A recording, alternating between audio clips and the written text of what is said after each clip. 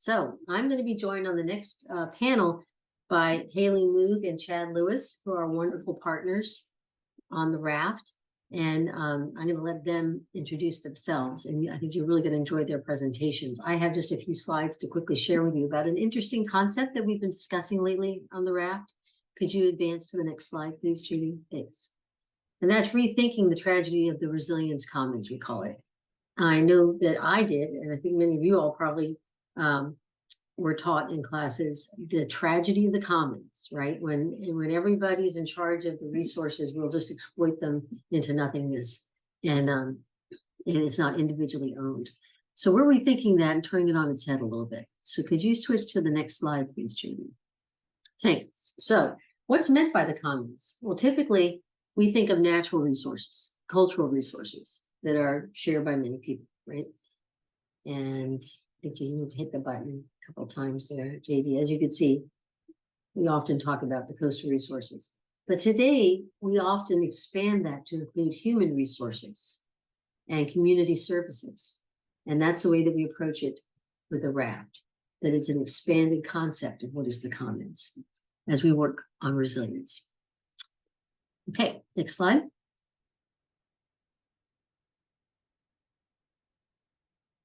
These are lovely pictures of the way that we've tried to expand the concept of healthcare and HR and housing, etc. So often we talk about resilience in kind of a punching bag context. The recovery of the system, we often hear a definition of resilience includes bouncing back better, being better, and thriving after you have a big shock or stress, whether that's an earthquake, a wildfire, flooding, a hurricane. But, who decides what that baseline is? Does that mean recovery to the survival level or beyond, actually thriving and coming back better?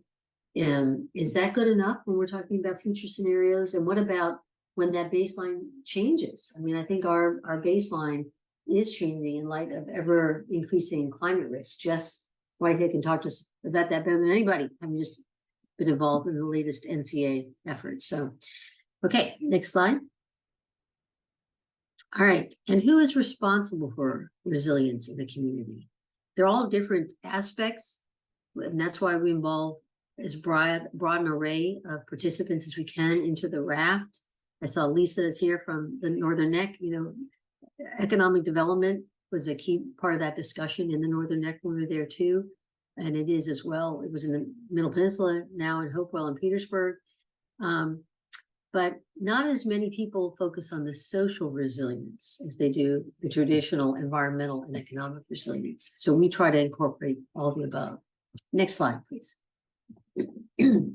So what exactly is the tragedy of the commons, in case someone has not had that in class at some point? It was actually first asserted by a scientist who's now recognized as a racist. He is listed on the Southern Poverty Law Center's extremist among their extremist files. And again, it's the concept that when nobody owns a resource and it's common to all, that we will exploit it and use it into the ground. But instead of a tragedy, it can be an opportunity for community engagement and collaboration. There is a political scientist, Eleanor Ostrom. She actually was the first woman to win the Nobel Prize in Economic Sciences. And she found that communities can share resources successfully. That as long as there's some measures in place, such as a clear definition of what is the community, and there are good relationships between the community and the layers of authority, then it can be quite successful. And she looked at some examples of cultures, societies that did share resources well. Next slide, please. So in the resilience context, there are many community residents who are concerned about climate change and climate change impacts, but not as many leading the response. Part of it is we're all so busy, it's difficult to find those who are willing to lead and do all of the scheduling and administrative work that is required for leading at times. And so that can leave us in that position of when all are in charge, none are in charge. And when people do have to seek resilience individually, it's not conducive to having everyone at the table and to having inclusive decision-making that incorporates all the viewpoints that you need at the table. So we're trying to avoid having that separate siloed seeking of resilience individually. Next slide, please. So climate inequities result, and we have individual pursuit of resilience and not a cross-community effort. So unfortunately, the major funding sources focus on infrastructure and flooding resilience more narrowly, and rural communities, overburdened communities, disproportionately impacted communities, they're going to follow the money. They're going to go where the grants are available. And some other aspects of resilience are often not addressed by local governments because of that. And that can be anything from like transportation services for the elderly to having food security in the community. And this illustration on this slide really demonstrates well the problems that we can face in an inequitable situation like that. Next slide. So what are some lessons that we've learned from doing the RAFT on the Eastern Shore, the Northern Neck, the Middle Peninsula, and now Hopewell and Petersburg? And one thing I want to note for those on the Eastern Shore, because it was before we did this, we have been pursuing individualized interviews and listening sessions that we incorporated into the effort in the Northern Neck, in the Middle Peninsula, and now in Hopewell and Petersburg. And that has really altered the process. And that has helped with what Andre talked about, that building of trust and relationships in the communities. So it needs to be a community-wide discussion of resilience with as much input and participation across the board as possible. And resilience truly relies on community organizations. It can't just be academia coming in and studying. It can't be government making efforts on its own. It's got to be a partnership, and it relies on community organizations. And networking across the different community service organizations and silos is key for getting the successful responses that we need. And it takes a lot, building trust doesn't happen overnight. Relationship building takes time, effort. It takes a lot of money. And I mean, the RAFT is an example. We have 3 universities that partner on this, and we are constantly juggling different grants to try to make this happen. We partner a lot with the local governments, the PDCs and the state government. They're wonderful about supporting us and helping us. But it takes a lot of effort. And to make this happen in an equitable way across the community. So those core socioeconomic needs have to be addressed in climate adaptation if we're going to advance climate equity. And that's a big takeaway through this whole process in every region. Okay. I think that's it for me, JD. And so I'm going to pass the baton to Haley to take over next. Thanks, Haley. Thanks, Elizabeth. Hi, everyone. I'm Haley Moog. Please excuse my voice. The RAFT team knows, but I am currently recovering from COVID, so I'm glad this is virtual and I'm still able to be here with you guys. But I'm here to kind of give you a little bit of that snapshot and agency level look into the work that we've been doing at RAFT, and a little bit of a reflection on our work in the Middle Peninsula, which is where this work specifically was based out of. Next slide, please. So at Thrive Virginia, which was the organization leading the project that I was working on, we were looking at our equity barriers in our organization and how we address them. And this is critical because when we're trying to do this work, it starts with us at our community orgs. And in order to kind of break down these larger barriers, the conversation starts internally. So these were a couple of the barriers that we found at this specific organization: structural racism, agency exclusive discourse, and lack of engagement. And this kind of reflects back on what Elizabeth was saying about engaging with community voice. If we don't do that, we cannot have effective discussions regarding equity. So discussing this internally and then opening up that discussion to our community partners is critical in breaking down those equity barriers. A really good example of this when dealing with agency exclusive discourse, I want to call this out specifically, is creating systems in your organization that are dedicated to centering community expertise and opening up that conversation. So having roundtable discussions and lived experience leaders, we call them LEX leaders. And those are community members that have lived through the experiences that we're trying to solve and inviting them into the conversation and using that anecdotal evidence as critical proof of the work that we should be doing. So I just wanted to call that one out because that's been proven to be a very effective way for us to expand the conversation. Next slide, please.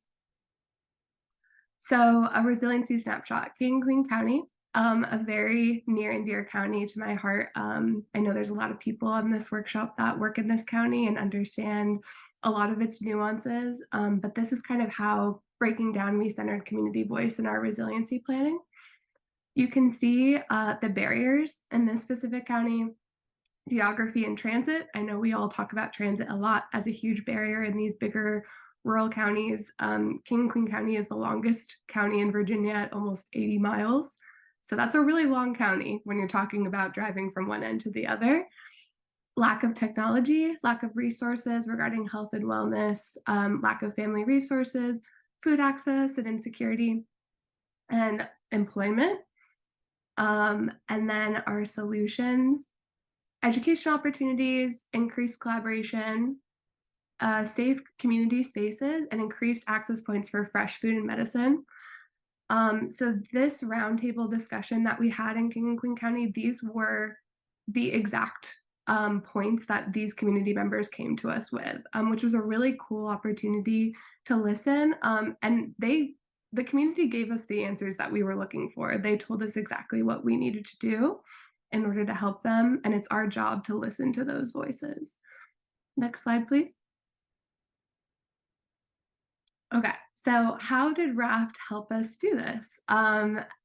First, RAFT helped facilitate discussion and collaboration. They provided framework to help identify key factors when talking about resiliency, and they created a stage for action moving forward. So we're all here because we're a part of this network, and it has been, I know, to me and so many people in this workshop now, a great tool to help us as agencies move forward in these discussions, and has set a great foundation for us to move forward with collaboration and equity-based solutions. Next slide. Okay, so this is my bread and butter, where we're talking about supporting community-led work.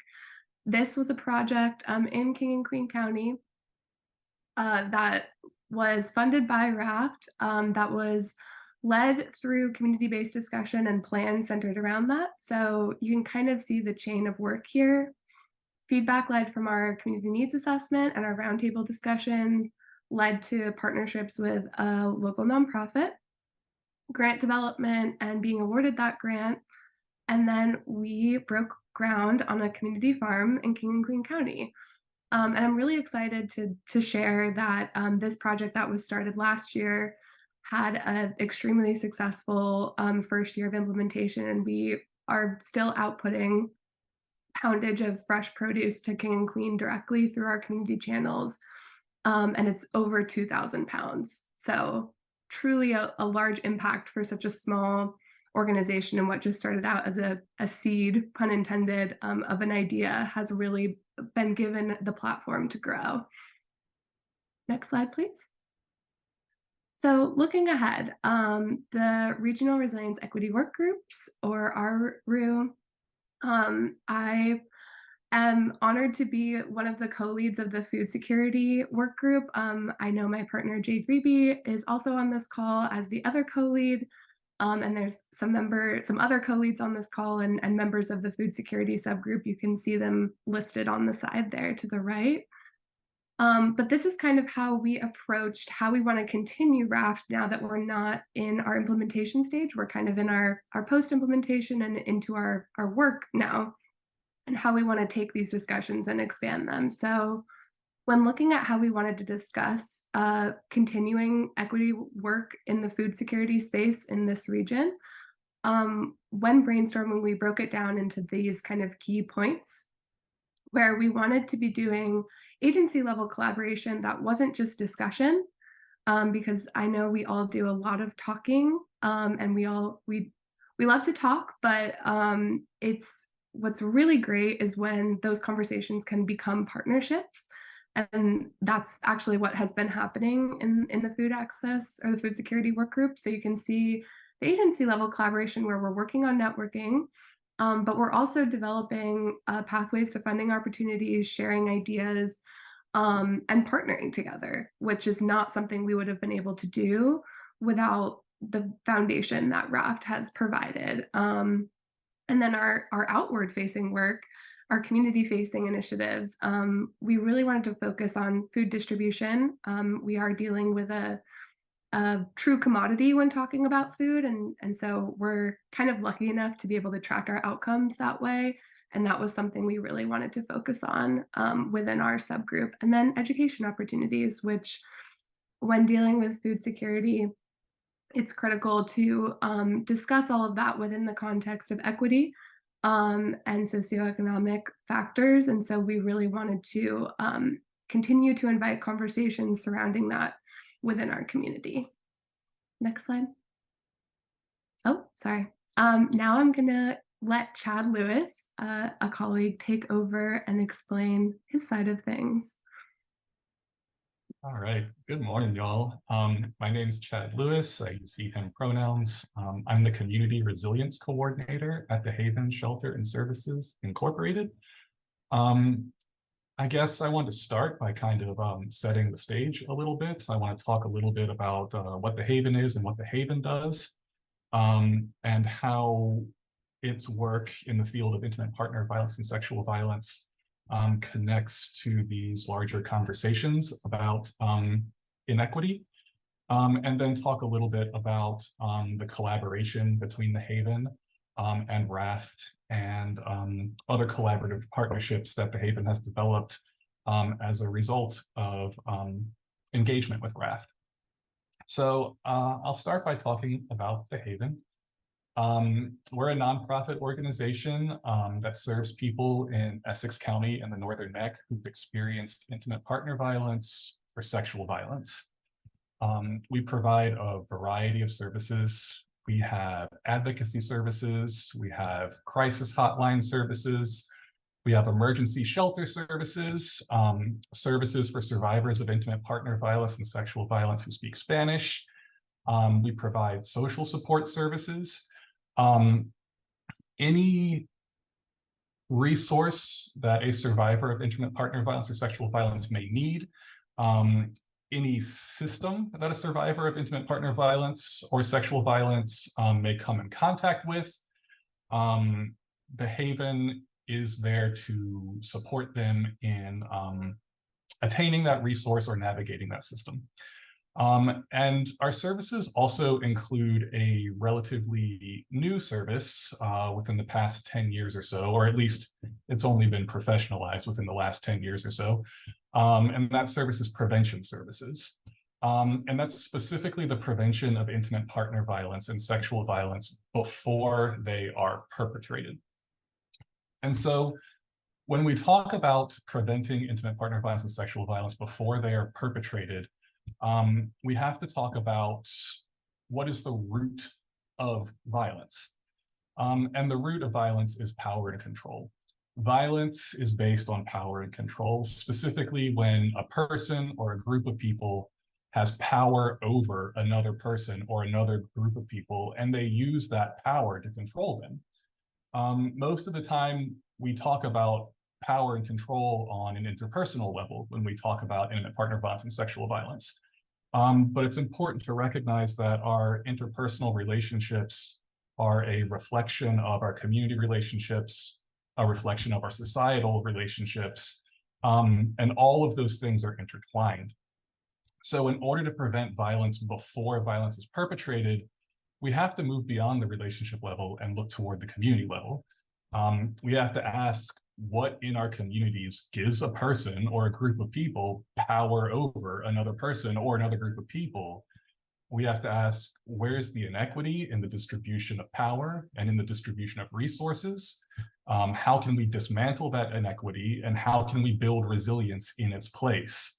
How can we build communities in which power and resources are distributed justly so that every person has everything that they need to not only survive, but thrive? And so the Northern Neck, like other communities, it's not actually under-resourced. Often when people talk about rural communities, they talk about rural communities as being under-resourced. The Northern Neck is not under-resourced. We have an abundance of resources. The problem is not under-resourcing, but over-extraction and over-exploitation. And over-extraction and over-exploitation in the Northern Neck goes hand in hand with a history of inequity in the Northern Neck. From colonization to the plantation economy, to segregation, to gentrification, and everything in between. And to call those things inequities is the understatement of a lifetime. They are violence. And under white supremacy, under patriarchy, under capitalism, power and resources in the Northern Neck, like every other rural community, those things are distributed on top of that hierarchy. We started this conversation with the concept of the tragedy of the commons. And I would say that in the Northern Neck, the tragedy of the commons is the fact that nothing is actually held in common. Everything is concentrated at the top of the hierarchy. And so as a result of that history of inequity, present day conditions in the Northern Neck, just to afford basic needs like housing, a working class person in the Northern Neck needs to earn $19.83 per hour to afford fair market rent for a 2-bedroom rental home in the Northern Neck. But the largest demographics of working class people in the Northern Neck, working class people in fast food and working class people in retail, only earn from $13.16 an hour to $14.66 an hour. And that ripples out across everything, not just housing instability, but food insecurity, access to education, access to healthcare. The way these power and resources are concentrated at the top instead of distributed justly, it creates a lot of problems, a lot of challenges. So back in October of 2020, I actually went back through my email and looked for the earliest email that I could find. I got an email from Sierra Gladfelter at University of Virginia's Institute for Engagement and Negotiation. She said that she was convening focus groups or working groups to talk about resilience in communities, especially as it relates to climate disaster and flooding. And my first thought was, flooding? We're already underwater out here. But two things about me, I like to be helpful and I'm nosy. So whenever an organization or an institution comes out here to the Northern Neck, many of whom, like Andre talked about earlier, have kind of this tumbleweed quality where they roll in and roll out, and you feel like you're left with less in your pockets than you had before. I wanted to know what was up. I wanted to know what was up with RAFT. So I was like, yeah, I'll help you out. I'll help you find some people. It just so happened that this conversation began also in the heart of the COVID-19 pandemic. And the COVID-19 pandemic kind of laid it all out. I mean, it was all there already, but it made it so you absolutely could not look away from it no matter how hard you tried. The inequity, the vulnerability, COVID-19 pandemic laid it all out. And one of the things about the RAFT team in these conversations, unlike a lot of other organizations or institutions, a lot of other organizations and institutions come into the Northern Neck with this idea that they have our problems solved for us already, and they just need to kind of come down from on high and give us benighted rural folk their wisdom about how to solve our problems and challenges. Not helpful. We already have ideas about what we need to do to solve our problems and challenges. What we don't have is resources, specifically people power and resources like money, because unfortunately money is what makes things happen under current conditions. And we had a lot of conversations. And RAFT, the RAFT team was different. They listened. They took the information that we gave them in those conversations and they went back and formulated a plan around it. We were able to kind of expand this conversation about planning to address this future disaster of flooding to say that we also have to plan to address the current disaster of over-extraction and over-exploitation.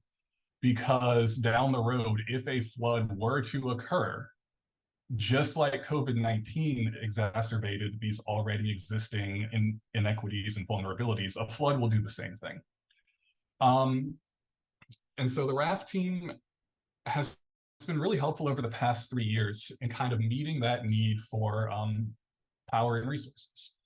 The spaces that they convened, one thing is that they created a space for people in the Northern Neck in organizations and agencies that can be kind of siloed, kind of isolated, to build relationships with each other, build collaborative partnerships with each other, and kind of expand our social networks. I've met some awesome people through RAFT. I see Jay and Reverend Holmes from Just Harvest in here. The Haven has worked very closely with Just Harvest, and RAFT is what brought us together. I see Vanessa from Richmond County DSS. She's on the Regional Resilience Equity Work Group too. I think I saw Hunter LeClaire in here earlier. She is chairing the Housing and Security Work Group, and she's been great in that. But RAFT is kind of what, I mean, a lot of us already knew each other already. But when you run around putting out fires all day, it's hard to be intentional about creating this time to actually be in space together to kind of look towards the future instead of the fire that's in front of you right now. And RAFT was really helpful in creating that intentional space. And they got us some money, which I can't say, I can't name any other organization or agency that has come in here and been like, hey, we want to actually give you some money to make things happen. Most of the time, like I said, it's just the ideas. So RAFT created that mini grant and micro grant project that really jump-started Just Harvest and a lot of the community garden projects that are happening right now through them. In addition to creating this regional resilience equity work group that is put people in place to continue these conversations around food insecurity and housing instability and all the other social determinants of health for the future. So yeah, I heard my ding. So I'm gonna go ahead and turn it back over to Elizabeth, but thank you all for having me.